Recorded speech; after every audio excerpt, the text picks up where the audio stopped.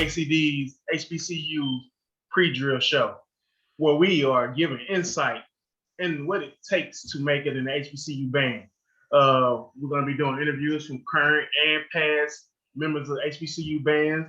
They're going to give you their stories and their trials and tribulations, what it took to make it in these bands and these programs. It's not easy. It's one of those things where, you got to be in the top percent of your craft to make it in one of these bands, especially in the band, the Mighty Marching Hornets, which I'm from. So we got a special guest from my band. He brought me in. He crabbed in 1996. His name is, he's a very special man. He calls himself the drum god. So we're going to ask him about that. We're going to get into a little bit more. He's a member of the Mighty Marching Hornets. Like I said, he's a member of TTV, which is the drum line down in the drum section down at Alabama State University. What more can I say? I'm glad to call him a friend, Mr. Joe White. What's up, man? How you doing? Oh, man, I'm good. How about you, brother? I'm good. Thank you for having me on. Oh, no problem, bro. I see you representing over there with the A shirt on as well. I got you, TTV in the building. Yeah.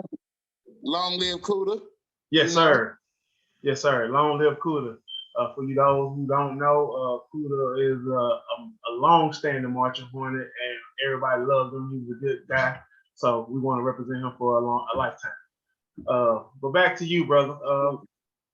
Let's get some insight on you before we get started in this thing. Let's get some background on you. What city are you from? What high school did you go to? From Cincinnati, Ohio. High school, I went to many. I graduated from Hughes High School, but I got my marching career going in Woodward High School. Okay. So tell me, what introduced you to playing drums and being a part of it? What got you interested in that? Well, where I used to live at was walking distance to Woodward High School. Okay. And I used to hear the drums playing all the time and used to wonder like what was going on up there before I got to high school. I went up there for a football game they had one time because a neighbor across the street, he was on the football team. It was senior night, so he invited everybody to come out. I came out. They was playing their rival school, Withrow High School. And then they had a drum battle in the tennis courts, and the whole little battle itself was intriguing. You know what I'm saying? I had Woodward High School on one side with uniforms, clean, the colors was blue and white, hats, all this kind of stuff. Then on the other side, you had Withrow High School, who had all black hoodies on, and, they looked a little bit more hoodish. But it was still dope. I won't say hoodish, I say urban. Let's say that. But it was intriguing. It immediately I thought like, this is like good versus bad. And you know what I'm saying? It was just the crowd energy, the facing off against each other, all that. I'm like, man, I need parts. I really need parts. And when I went there the next year, I got the opportunity to be a part. Okay. That reminds me of a story, just a little backdrop on myself as well. That my mom used to take me to the high school football game, and I would see drummers doing the same thing you saying. They'll be in hoodies and masks and all kind of stuff. So it intrigued me as a young child as well. Give me a story, man. A good battle that you had when you were in high school before we even get to the college stuff. Give me one good story, one good battle that was legendary around the city. All right, well, this wasn't really around the city, but we used to go up to Dayton, Ohio, Central State, which was like 45 minutes away. That's where a lot of the other drum lines were at. In the city, in Cincinnati, we only had a few, and we got tired of seeing each other. So our drum line, Woodward High School, like we was killing everybody, bro. Like we was the best drum line. Anybody we went against, we was killing. Right. And then we went to this parade up there in Dayton, and they had this squad called the Legion of Boom.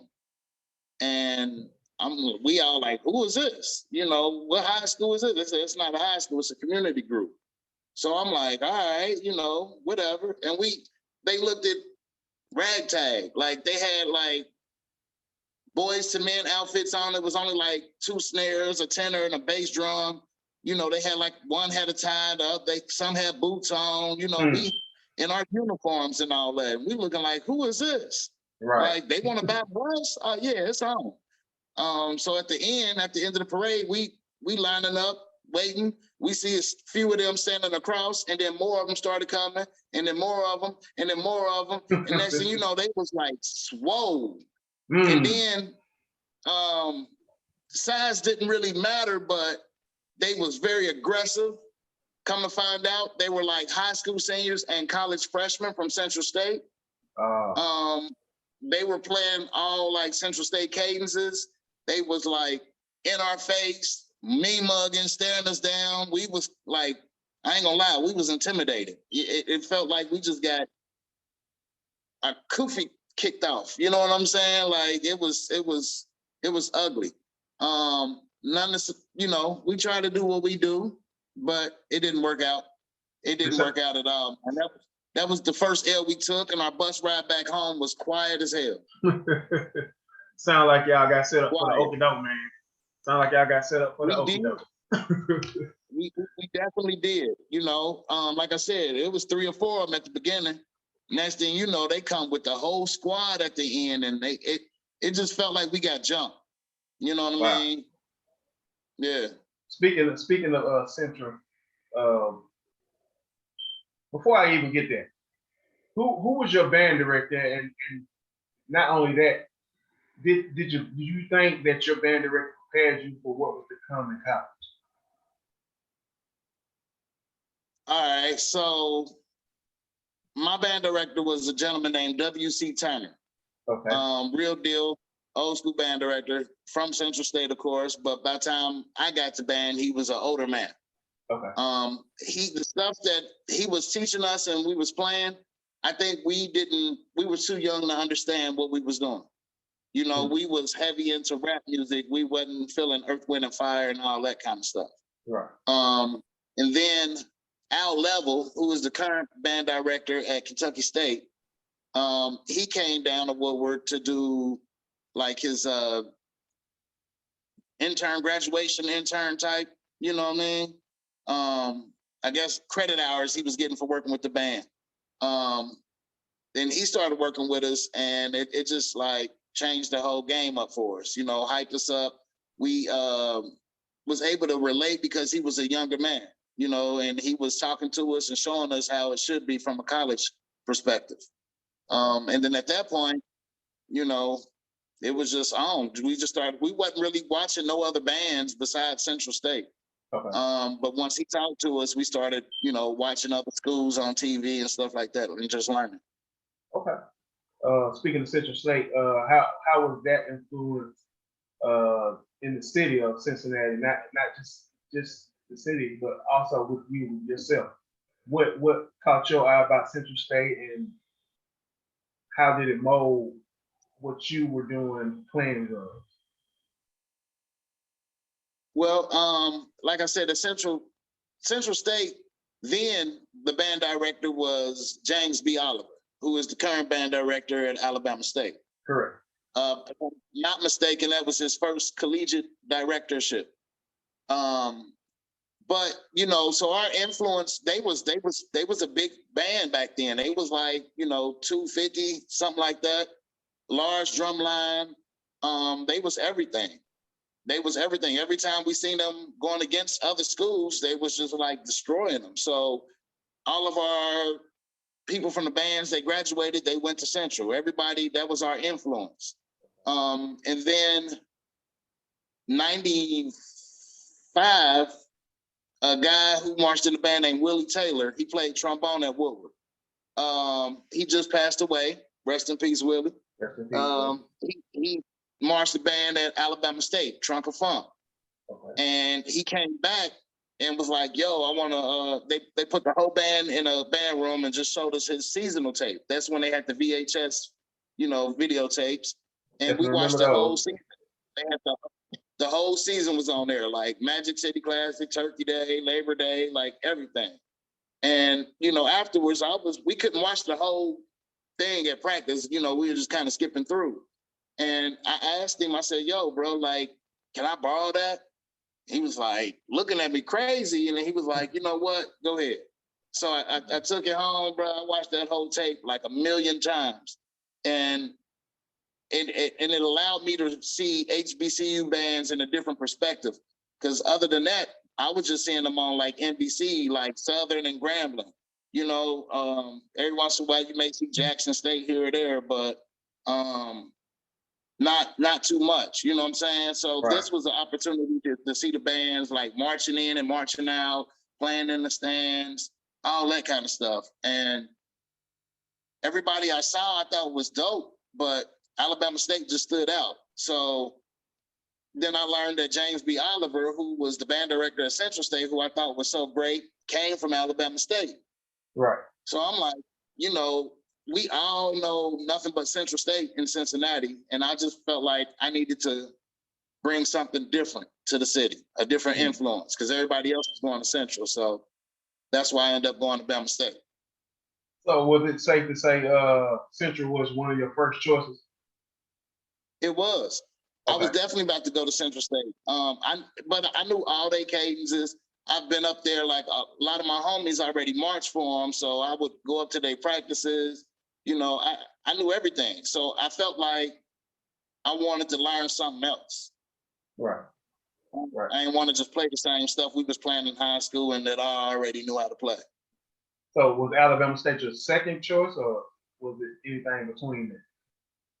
Nah, so I had Central State, Alabama State, Jackson State, and UAPB. Okay. Good list. I visited UAPB and I talked to them. I played leg center. They was like, yeah, we got them, blah, blah, blah. I ended up not going, and I'm glad I didn't, because come to find out they lied. They had the chest tenders, and I'd have felt stupid playing dang on chest tender. Upright or whatever y'all want to call them, or they want to call them.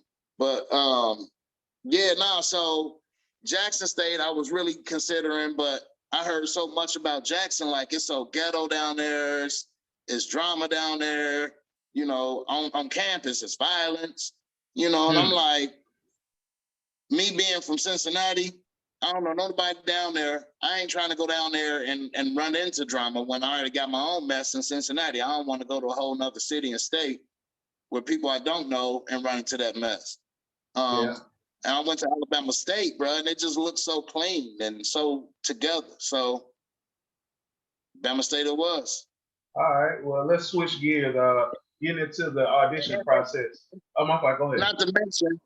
Not to mention, Bama State to me had the better all-around band. Okay. I feel like, so what was important to me was the drum line, the drum majors, the dance girls, and the band in general. Okay. So Jackson State had dope drum majors, but I felt like their drum line just played a bunch of dance cadences. Their band was live and their girls was live. I felt like Bama State had dope drum majors, dope drum line, dope dance girls, dope band. Like they won out for me. They had everything that I needed compared to Jackson State. I mean, I like Jackson, don't get me wrong, but I just didn't want to do all that damn dancing. Okay. Just to switch gears, getting into the audition process, because back then, you know, we used to have VHS tapes we had to send in for a long time, and had to wear a suit, get in front of the snare and the camera, and play the rudiment. So what was that process like for you, and who helped you along that way getting prepared for these auditions? I actually was working with Brandon Monroe, who marched for Central State. Okay. Because prior to that, you know, I played bass drum in high school, so we knew a few rudiments back then, but it was really for us who can hit the damn hardest. Okay. So I wasn't really on rudiments and everything, but my guy Brandon Monroe, he played snare drum for Central State. He kind of caught me up to par, got me together. Yeah, you know, so I was all prepared for that. And then Mr. Yates from Taft High School, he was a young band director in the city.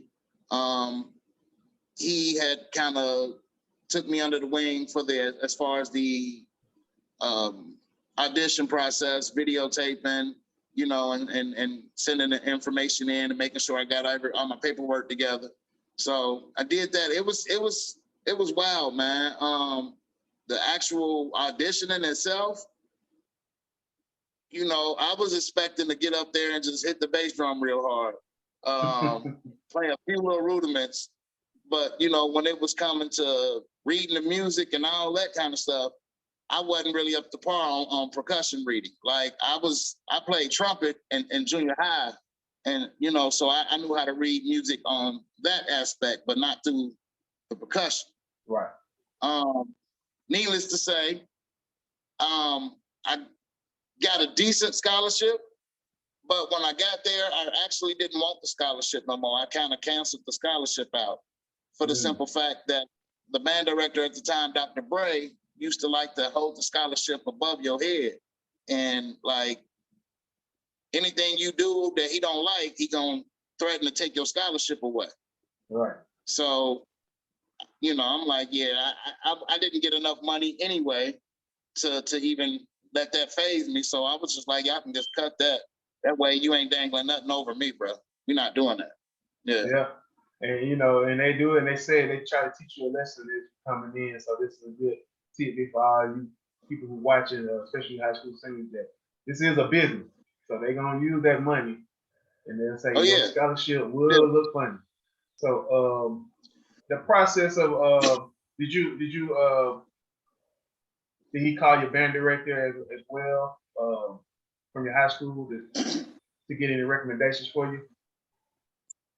Yeah, I definitely got recommendations from the band directors at high school, from Woodward and Taft, from Mr. Yates, Mr. W.C. Turner from Woodward High School. I had teacher recommendations, stuff like that. You know, I think a lot of it for me also was I wasn't really on the money like that for me. I came from a household with my mama and daddy, and they both was doing well. So I just like that. They taking care of it. I ain't worried about it. You know what I mean? Right. What I know, if I know now what I knew, if I knew then what I know now, then I would have been more like trying to get all these different scholarships and all that kind of stuff. But then I kind of was just like, they got it. I ain't tripping. Right. So. Before we'll go right into the college pre-drill. Let's give me one good story about a road trip in high school. The thing about what people don't understand about being in the band, the road trips are always the best. They always fine. You got any good road trips lined up from high school? The road trips was always good, man. One that stands out, we went to Tuskegee, homecoming, and they actually was playing Alabama A&M. Okay. That was crazy. But the trip itself was live, like, you know, being in high school, all the youth just on the buses. We had chaperones, but, you know, they would sleep half the time. We up turning up, kicking it, being loud, doing our thing. You know, night came, everybody finding somebody to sit with, you know, that kind of stuff. So it was cool. And then we stayed in the dorm rooms at Tuskegee. So that was dope because it was like staying on a college campus. You know what I mean? Right. But we was like, damn, this shit nasty. Like, this what they got going on here? And this is prominent Tuskegee. Like, sheesh. Right. But, you know, it was an experience, you know? So it was dope. And speaking of which, just to piggyback off you, man, we used to go around to these band camps every summer, just different band camps, trying to figure out where we wanted to go, man. And that's how I ended up falling in love with Alabama State, because I would go to that band camp and have a ball, man. So these trips are very important. So yeah, I would give y'all advice, man. Take as many band camp trips to each university before you get to making your decision, because that could change your mind a whole lot about what school you want to go to. I wish we'd have had that, man. We wasn't, Cincinnati at that time wasn't a real big HBCU city. like we had the Central State influence, but you Mhm. still also had a lot of the conservative core style going on Right. in some schools. And, you know, we just wasn't, like our reach wasn't, like I said, we went to Tuskegee, we went to Atlanta a few times, and we was amazed when we went down there. But besides that, like on the regular, all we would see is Central State and Kentucky State. So, you know, we didn't really, and they didn't really offer band camps that we knew of. So we didn't really have those options. My band camp was watching VHS tapes. Okay. Going into your first day of pre-drill. No, before you even get to pre-drill, did you get a package from Dr. Brady with all the music in there? And were you prepared for that? Did you see how much music? Did you know how much it took to be in the HBCU band? We got all this music. Majority of it was marches. Okay. Storm and Sunshine and all that stuff. And it was just like, we about to be playing this? You know, I was kind of like, where the music at? Right. But I wasn't worried about it. You know, I was just like, whatever. Because my thing, I was really a drummer. I was really into the drum. So the band was just like extra. But it was a little bit overwhelming. You know, again, I wasn't expecting to see that kind of music. So, yeah. Well, what prepared you? Did you know what was coming up for pre-drill? What prepared you if you did know? How did you prepare? I wasn't. I just was practicing drum rudiments and you know, sticking and stuff and trying to learn cadences from the band, from the videos from Alabama State. Right. I didn't know nothing about no pre-drill, none of that kind of stuff. Well, so let me get to the first day then. Tell me about your first day at pre-drill and what was it like? Well, the first day was just when we came to sign up. Okay. And that in itself was crazy. I mean, to see how many freshmen it was, everybody from different places. Okay. You know, wasn't too many people from up north. Everybody was really from the South. But there's a few of us from up north. My homeboy Chevy from Chicago, you know, stuff like that. But it was, you know, it was deep, bro. Like I ain't know nobody there. And I had on this big old cowboy hat thinking I'm cool, you know, and the upperclassman that was there was like pointing at me and laughing at me like, look at this motherfucker, you know what I'm saying? And I'm like, oh shit, like what am I into? I seen people down there, freshmen with their own drums.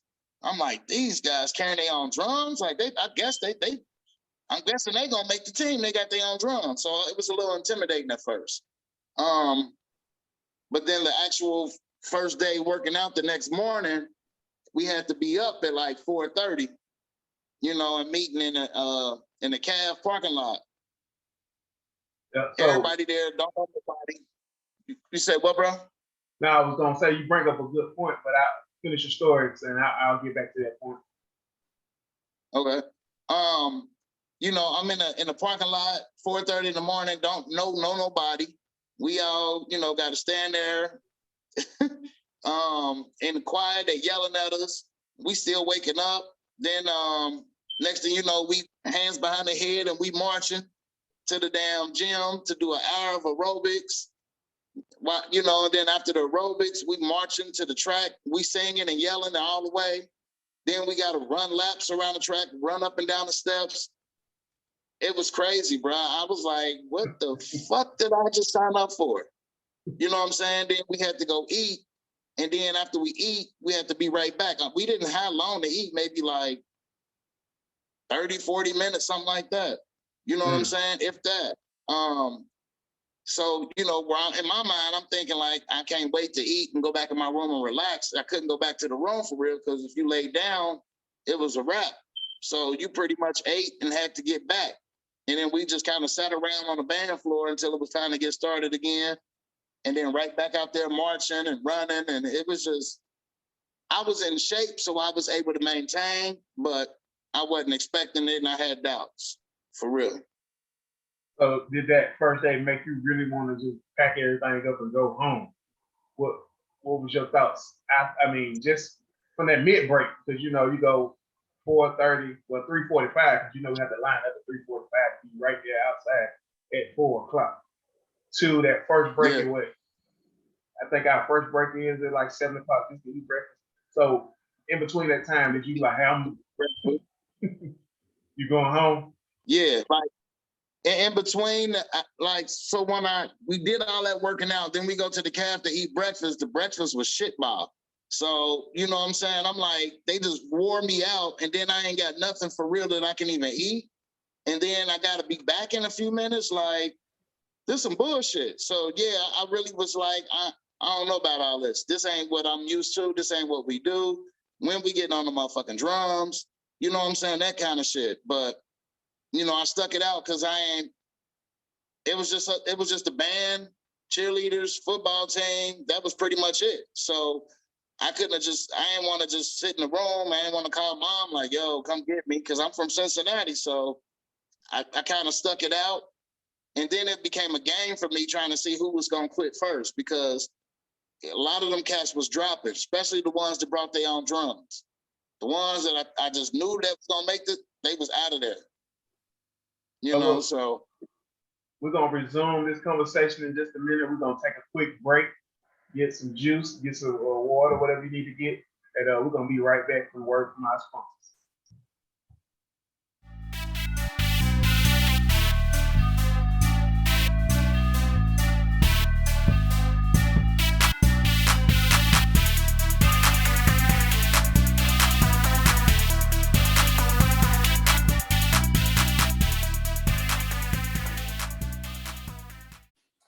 We're back with ACDs, HBCUs pre-drill show. Today we got a very special guest again, Mr. Joe White from Alabama State University Mighty Marching Hornets. So when we left off, Joe, we was talking about your first day. We got through your first day. You wanted it was a culture shock basically because the food, everything you went through. By the time that first break hit, you was out of there. But what you say you wanted to stick it out and see who's gonna quit first. Now after that, how long you said you got up at 3:45 in the morning. How long did practice last for that day? We got out of band practice probably about 9, 10 o'clock. I mean, I say maybe about 9. And then the drumline practice till about 11:30, 12. Correct. Because I was about to say, y'all got off easy, because, man, when I was out there, we 3:45 to midnight. Then do it again tomorrow. Yeah, we was out there, after the band was over, I thought we was done. But no, it was drumline time, or right. Some people prefer drum section. I just want to say this. I don't give two shits. Drumline or drum section, I think people make too big of a deal about the shit. You know what I'm saying? Right. It's whatever. They say no drumline because of the movie. Like, fuck that. Like, it is what it is. It don't matter. It's basically where you from. And it's basically where you, some people say section leader, some people say captain. Like, tomato. Like, why are we making a big deal out of nothing? Anyway. Nah, we ain't saying drum captain. We had drum captains and co-captains. Let me see what else we got. So the first day, did you touch a drum that first day? Because most people get that confused. They think they're gonna touch a drum. Nope. Yeah, because I know we didn't touch a drum for about a week. They put us on. They had this big wooden horse with drum pads nailed in that mug, and we was just up there cranking. Yeah. I was gonna play bass drum, but then I seen the mallets that they was playing with. They had the little small mallets with the little red line around the top. With the red stripe, yeah, American. Yeah, the red stripe. I wasn't used to that. I'm used to the blackjacks. You know what I'm saying? So I'm like, I don't know how they gonna hit with them things. So I switched to tenor drum, which I truly enjoyed being on tenor drum because I was pretty funky, I gotta say. That's Yeah. what's up. I can concur to that. Tell us about the diet. Being at pre-drill, what were you allowed to eat and drink while you were there as a freshman? Because most people think you're gonna go in there and drink soda and you do what you want to do. Oh, no, What was no, that like? no. It was no soda or pop, as we say, no pop at all. It was just like water, Gatorade, juice, you know what I'm saying, stuff like that. You couldn't have no fast food, none of that crazy stuff. You had to eat pretty much healthy. But to be honest, during pre-drill, nobody had time to even think about going to McDonald's or nothing like that because when you're not practicing, you're trying to rest. You know what I mean? Right. And you needed water because that Alabama heat ain't no joke. You can't do no pop on that. Nah. Mm-mm. So in '96, what was the attire that y'all had to wear, man? Because in '98 we had to wear the white T-shirts with a question mark on it, and we had to wear that same white T-shirt daily. Absolutely. I was the last class to wear the yellow question mark shirts. Traditionally, Alabama State always wore the yellow question marks, you know, the question mark, and then it's Alabama State around or whatever. No name on the back, but a question mark. So yeah, that's what, you know, we had to wear that every day, all day. You couldn't wash it, you know, none of that. Like funky and everything, sweaty, dirty, dusty. You couldn't wash it. You had to wear it every day. Absolutely. Right. And them damn boots. Boots. Boots and fatigues. So if you see anybody from Alabama State where they got fatigues on, that's because they don't went through the process of pre-drill. And we talking about 2 weeks here without washing this shirt that you wearing. So get ready, get prepared, yeah, because you're gonna funk it up. It was crazy, bro. My first day of pre-drill, man, felt like 3 days in one. Felt like like we got up at 3:45, like you said, we did the marching around the campus for about an hour, and then we got into that sweat box, man. And this lady, I forget her name, and forgive me for not knowing your name, but we had Miss Johnson. Was that who you had? That's who it was, Miss Johnson, and she would smile the whole time. Yes, sir. Yes, sir. She would smile the whole time while you over there dying. So. And then with Sweatbox was a small gym that really didn't have any AC or anything. It just had the roll windows. So this tells you how old the gym was. It had like roll windows at the top of the gym. But it was so hot and claustrophobic in there, I almost passed out. And I was holding on until the drum major finally said, "Everybody outside." And I got outside, I rushed outside to get a gasp of air. That's how hot it was. But so ours was like that. We couldn't just everybody outside. After you done with aerobics, we had to march outside, line up and back to marching again outside. You know what I'm saying? It's crazy. It was ridiculous. Like, yeah. Yeah, you never know how long. Like you said, she would be smiling the whole time for an hour straight, 45 minutes to an hour, smiling, working us out. We over there can't even lift our legs up, and she's smiling and everything. But the music was always good. You know, we always had Earth, Wind, and Fire and stuff that she was playing, so that motivated us. Correct, man. So we done got to your first day. Was it all downhill from there? Did it get easier? What was the deal? And how did you feel after that first day? And what made you after that first day, and what made you continue and then get to the shaking of the tree? How did that work out for you? It did not get easier. If anything, it got harder because, you know, the longer we were there, the more they was throwing on us. Then we got to the point where you're messing up. You had to roll the field, you know, all that kind of stuff, hit the pit. That's craziness, just foolishness. You know what I'm saying?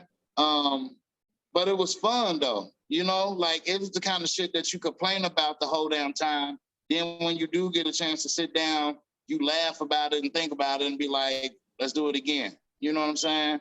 Right. Yeah, so as far as like shaking a tree, like it wasn't a process for me.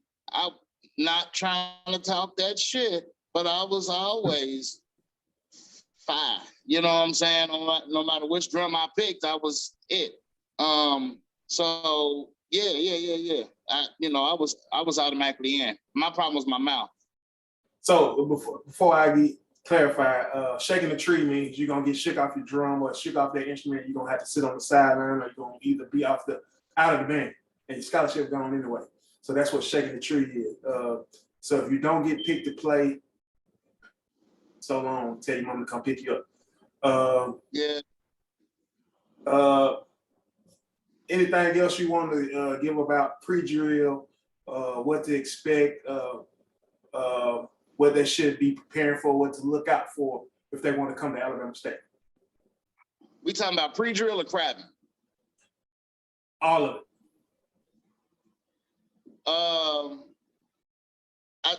I say it was fun, bro. It was something that I would definitely do again. It got us all in shape for sure. And then just, all day, all night long, drum practice and band practice and working out, it was crazy, but at the same time, that's what we was there for, and then the upperclassmen, they was assholes, but that was their job. You know what I mean? To toughen us up and tighten us up. But even just the stories they would tell, and, after practice, we couldn't just walk back to your dorm room. You had to run, because if somebody seen us with the yellow shirt on, the question mark, they was gonna snatch our ass up. You know what I mean? So like, we couldn't do that. So it was just, I don't know if that shit even happened or if it would have happened to anybody, whatever. But it was just then, in that moment, they telling us that we believe in it.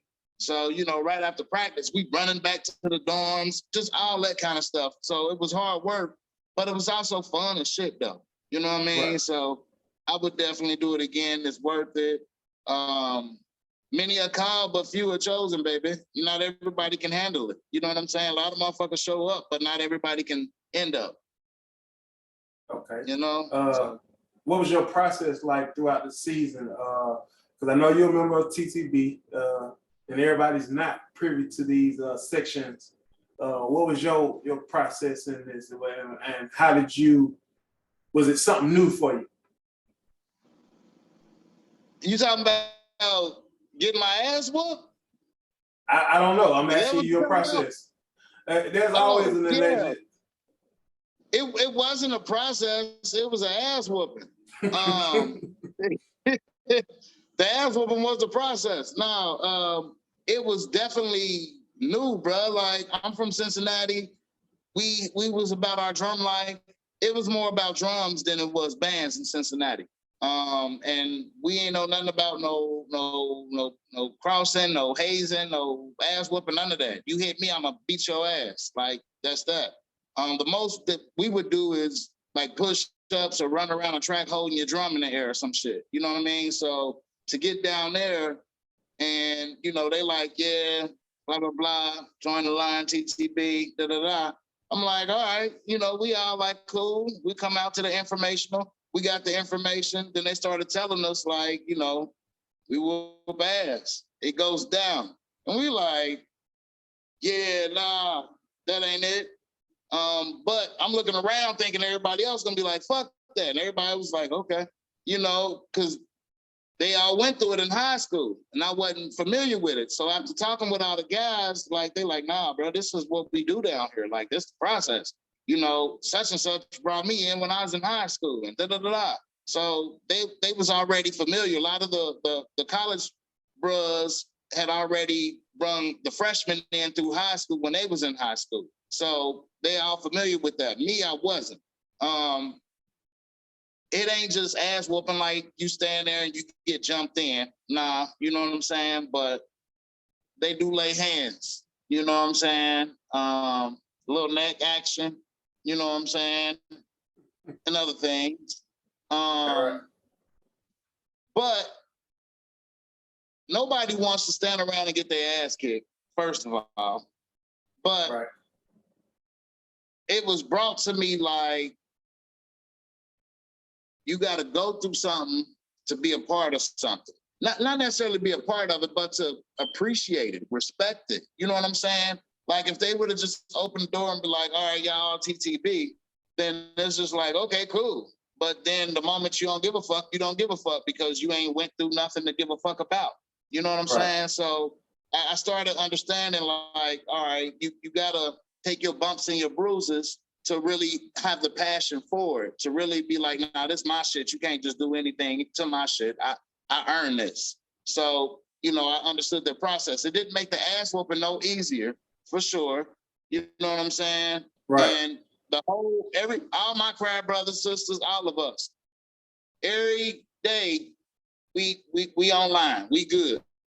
But the night we about to have our meeting, we all like, fuck this, I quit, bro. I ain't doing this shit, I quit. But, you know, like 5 minutes right before it's time for us to go, we all end up going anyway. Like, fuck it, let's do it anyway. You know what I'm saying? Like, we all quit. I think we quit like damn near every night. I mean, every night of a session. We used to call them groove sessions. You know what I mean? Yeah. So every groove session, our line damn near quit to ourselves. You know what I mean? We had to pep talk ourselves. Like one person be like, fuck it, I'm gonna do it. Then everybody else be like, all right. You know what I'm saying? And then we all was there. But yeah, it wasn't no easy process for sure. And just to preface what you're saying, I think most people get confused that it's just an ass whooping. And it's not that. It's actually more of a bonding with your crab brothers and crab sisters that y'all have stories and things that y'all can talk about. It's, you know, it's a lot more happens besides the ass whooping. It's just the ass whooping is what stands out in your mind. But, you know, like you said, it's definitely the bonding process. It's the learning process. I mean, we was being taught cadences that, you know, from back in the day, you know what I'm saying, that we not necessarily playing currently. We was learning more rudiments. We was cleaning stuff up. So it wasn't just an ass whooping every time. You know what I mean? The ass whoopings really came like a tightening up. Tightening it up. You know, but it taught you to respect. It taught you to humble yourself. A lot of us was coming into the colleges top from our drum lines. You know what I'm saying? So you coming in as a captain section leader from your high school line, and then you come here, you thinking like, shit, you can't tell me nothing. You know what I'm saying? But so it's a way to kind of tear you down and build you back up. You know what I mean? So, because if you coming in with that mind frame of you can't tell me nothing, I ain't got to listen to you, I stand how I want to stand, I do what I want to do, it breaks the section up. You know what I mean? It becomes a weak link. Even though you may be fine, you may be able to play like a motherfucker, but still, just that attitude itself, that negative energy fucks up the energy for everybody else. You know what I mean? So some people need to be humbled, you know what I mean? And in order to get right. I think, you know, most people need to understand that what worked in high school doesn't work in nobody else's program. So all that you thought was going to work in your high school and bring it here, it ain't happening, Captain. So you need to break yourself down all the way and relearn everything that you thought you knew in order to be a part of an organization that you're going to college with. Absolutely. Can you speak to the people and tell them, those who say, I'm not doing that for this band, I'm not going through such things for band or music, but they're willing to go through it with the Army, football and those things? Why is it so important for people to go through these processes in the band? It's important to go through the process in the band because, you know, again, it builds that bond. You know, I'm sitting.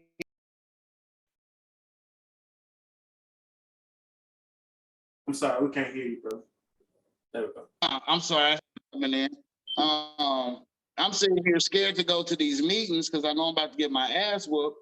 But at the same time, my brothers and sisters are the same way. You know what I'm saying? We all helping each other out. We all pushing each other. You know, damn, I'm fucking up. I can't get this rudiment, or I don't know this part. my brothers and sisters are helping me because they know that if I mess up, then we all mess up. So we all are messed up. You know what I mean? Mm-hmm. So they would it pushes us together, it bonds us, it makes you get away from that I and becomes more of a team. You know, like I said, it humbles you. It teaches you respect and makes you earn your spot. And it also makes steel sharpen steel. So like you won't just get an ass whooping just because, but you'll get one because you can't do what you're supposed to do to make all of us look great. So I think people don't understand that aspect as well. Well, you know, like it's some people need the ass whoopings. One of my great homeboys at Crab Brother that crab with me, you know, he told the section leader as a freshman, when we freshmen, he told the section leader to suck my dick. You know what I'm saying? And so, what? So of course he got his ass whooped. Did he deserve it? Absolutely. You know, just like if you at work, you ain't gonna tell your boss to suck your dick. You ain't in the military, you ain't gonna tell your sergeant or whoever to suck your dick. You on the football team, you ain't gonna tell the captain of the team or the quarterback to suck your dick. You know, it's a respect there. And right. You know, it's not like you scared of the captain or section leader or whatever. It's a respecting. Like this is the person that's in charge of this section. You know what I'm saying? Right. Whether we good or bad, it's on him. So you gonna sit here and tell him, you know what I'm saying? Like, so, because again, as freshmen, we come in with the, I don't give a fuck, I was the coldest in high school, you can't tell me shit. But this ain't your city no more. This ain't your little town no more. This is a melting pot of people from all over who are just as good or better than you. You know what I'm saying? So you need to shut the fuck up and listen and learn. And I think that's the differences between good sections and shitty sections. And good and shitty, not necessarily in playing, but like you can just look at a section and not see the discipline. Folks standing all kind of different ways. You know what I'm saying? One person leaning, the other person standing up straight. Stick height ain't the same. You know, all of that is discipline. And people moving around, looking around. It was always preached to me in high school that you can intimidate a drum line, a drum section, without even playing. You know what I'm saying? By just standing there in attention, not moving, nobody smiling, no looking around, everybody got their mug on. Like, that's, you know what I'm saying? So it takes discipline. And one person who will be like, suck my dick, I don't give a fuck, I ain't got to stand here. That's the person who's going to mess the whole damn section up. Right. You know, so take that ass whooping, young man. Yeah. Any good stories, any good band trips that you experienced in your freshman year? Give me some crazy stories also about you and your crab sisters and brothers. And what was your line name called? All right. My line name was 12 Devils and an Angel. It was 13 of us, 12 guys and one female. Lucretia, that was the CC, that was the female. She played snare and then she played tenor from Atlanta, Georgia, your place. But yeah. We was thick with it. We had a nice line. We had a squad. Trips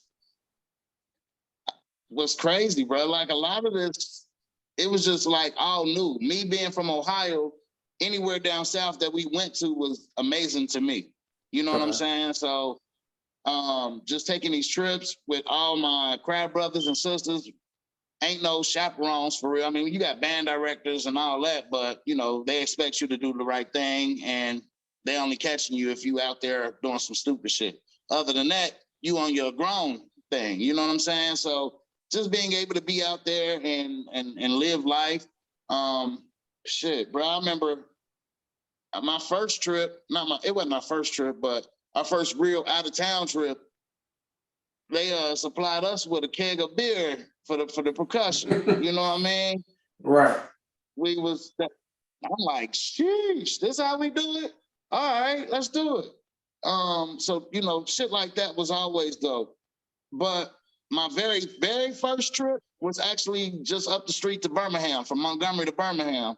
We played Jackson State. Labor Day Classic.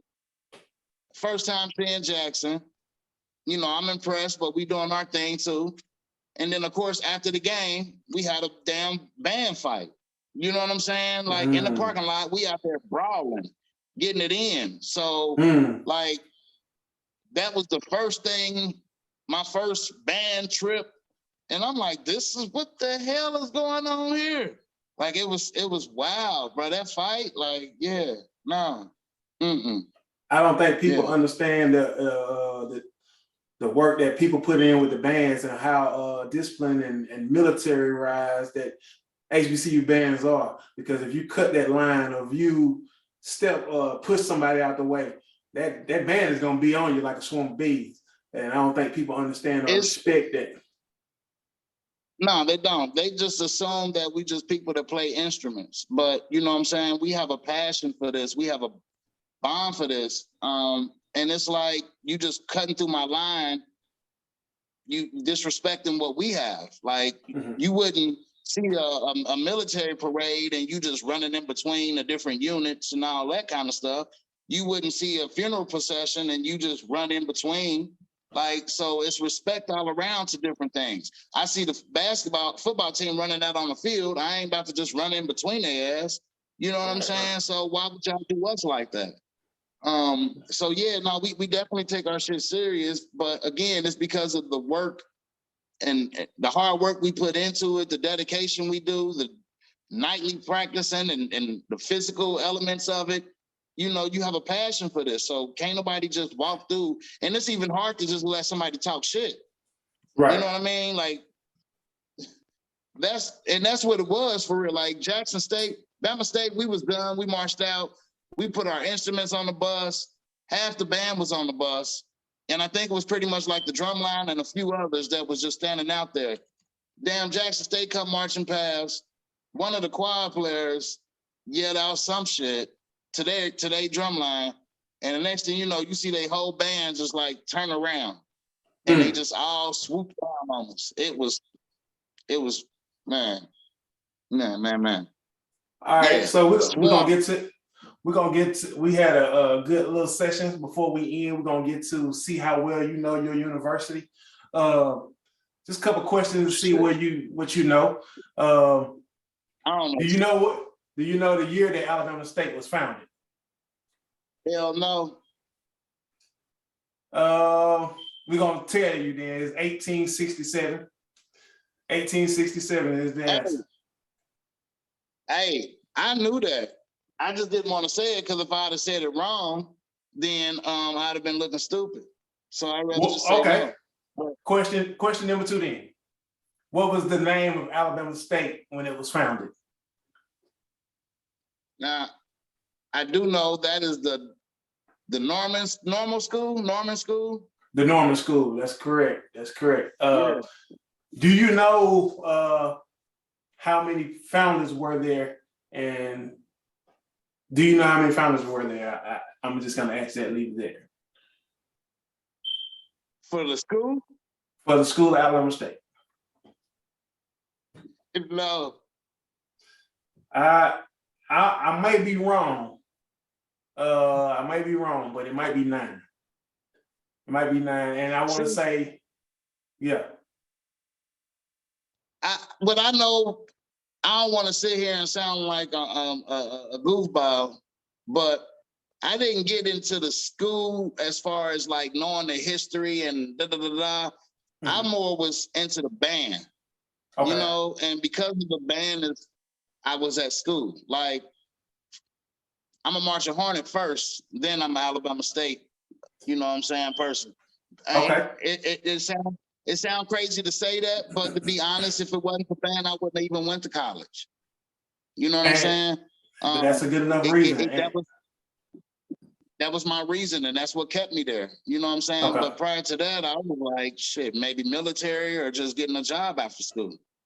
So, you know, my interest was the band.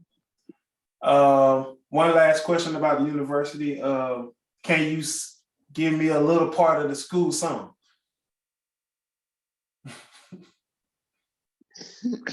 Yes. Wait, the alma mater? Yeah. Uh-oh. I can't sing, bro. I But do can't you even know come it? out with it. Okay, do you know it? Oh, mother dear. Oh, mother Yeah, of dear. course, of course, of course. Yeah. Okay, well, Yes. that's enough for me. Go ahead, do your thing if you want Yeah. Y'all don't want me out singing. to.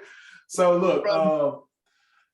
just to wrap it all up, man. I know you've been active in the community yourself with drum lines in Cincinnati. Give us a little background about what you've done after school and where you taking learning percussion and the things you learned in being in an HBCU band.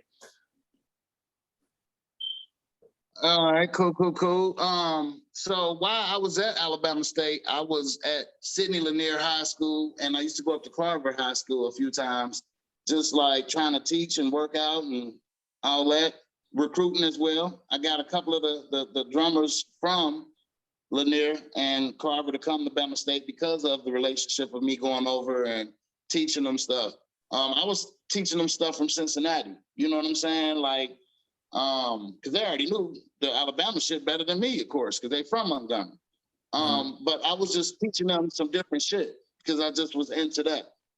So then when I left Alabama, I immediately went back to Cincinnati and I started teaching all the drum lines, the communities, the high schools, everybody. I changed the entire drumline culture of Cincinnati. Everybody was playing nothing but Central State or made up high school cadences. By the time I was done, everybody was playing Alabama State cadences, like everybody. And then the crazy shit is like they was claiming like, "Oh no, we made this up." Like, how the hell y'all made this up? You know what I'm saying? I taught y'all make it funky, and then all of a sudden your school made it up. Yeah, all right. But yeah, I just worked with like all the community groups, all the high schools. Just continue to build, bro. I probably worked with 1, 2, maybe about 10 community groups and about 5 high schools in Cincinnati, until I actually created my own, in which we was like shitting on everybody, you know. The thing about it for me, I call myself the drum god because I am. And it's not because I'm like the greatest percussionist. You know, I play tenor drum, I play bass drum. I can make a snare play, but I can't play the snare. I can mess around on the quads and I can mess around on the cymbals. But the thing about it is, like, I retain the cadences that no one else does. Right. I know how to formulate and remix cadences. I pay attention to detail and style in the sound. And what I can't teach, I know how to, as a leader, go get others to teach for me. You know what I'm saying? It was easy for me to always, well, first and foremost, when I came back, I started sending people from Cincinnati down to Bama State. So as they would come back, I would have them get us up to par on the current stuff. And anything I was teaching wrong, they would clean up, or they would teach us the newer cadences. But yeah, you know, it's just about how you see it, envision it, and how you motivate the students to be able to do what you need them to do. That's why I call myself the drummer. And I agree, because you could put things together well, but I think you're being kind of bashful right now. Give them the name of your drum line and y'all accomplishments, because I don't think you just saying that you came back and taught was enough, because I think you did more than just teach, and you took the city and you took it by storm. So give them the name so they can look it up and tell them some of the accomplishments that y'all had. Appreciate it, brother. We were called the Cincinnati Incomparable All-Star, CIA Drumline. We played for Michelle Obama, First Lady. We played for it was the International Choir Games we played for. We had about 75 kids. This is drumline and drill team.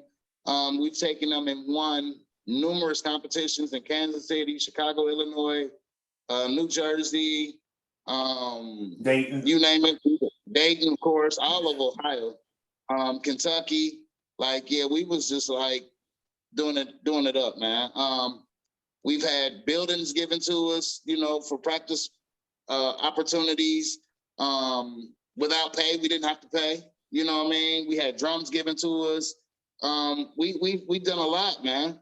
We did a lot. It's a lot that I'm probably forgetting, but yeah, like we made a lot happen, man. And I'm very proud of that group because, you know, we came from a point where people didn't think that we would do anything. They didn't think we would have a line or have equipment or anything like that. And just to be able to build it up to what we had, we was the largest drum line in Ohio, and we was shitting on everybody. If Paul Woods watches this, Paul Woods can testify how we shitted on his drum line a few times up in Columbus. And it's on YouTube, so he can't even lie about it. Dayton, Ohio, Virgil Goodwine, y'all know V Goody, the new band director at Wilberforce. We shitted on his drum line a few times as well. But we kind of came together, us and V Goody, and became a black box, in which at that point we was going around like everywhere destroying shit. Right. But yeah. It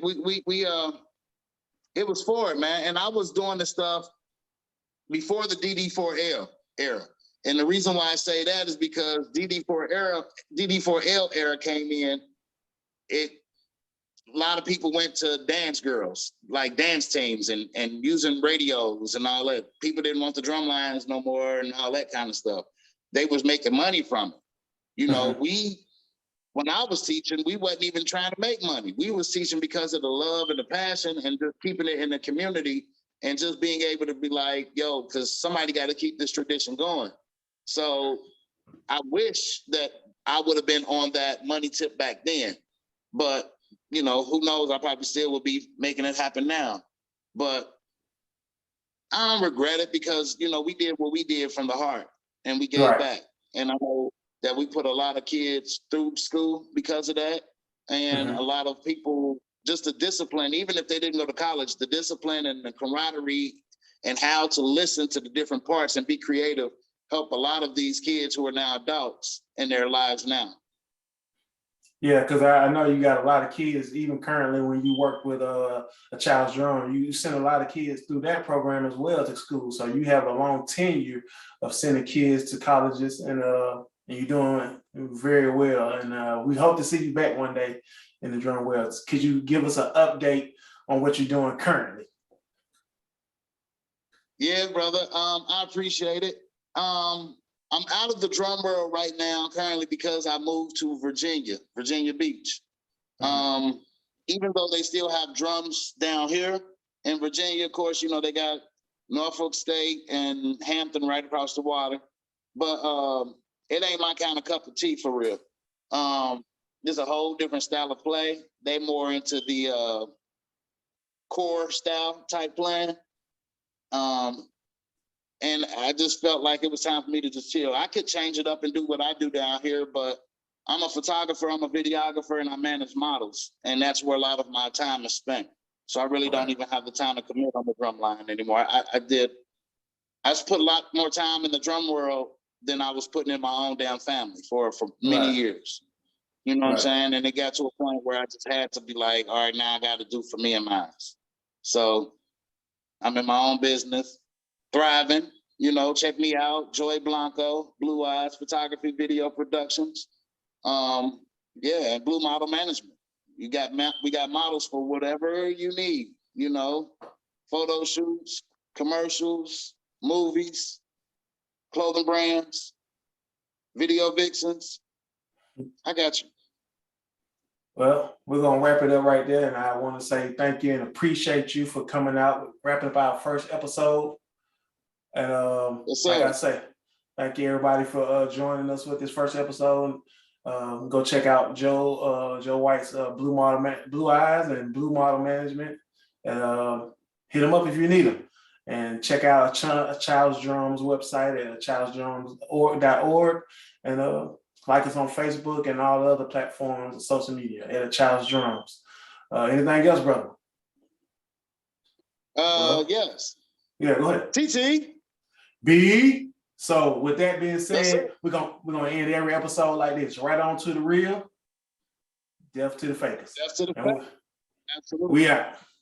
All right, bro. All right, brother. Peace.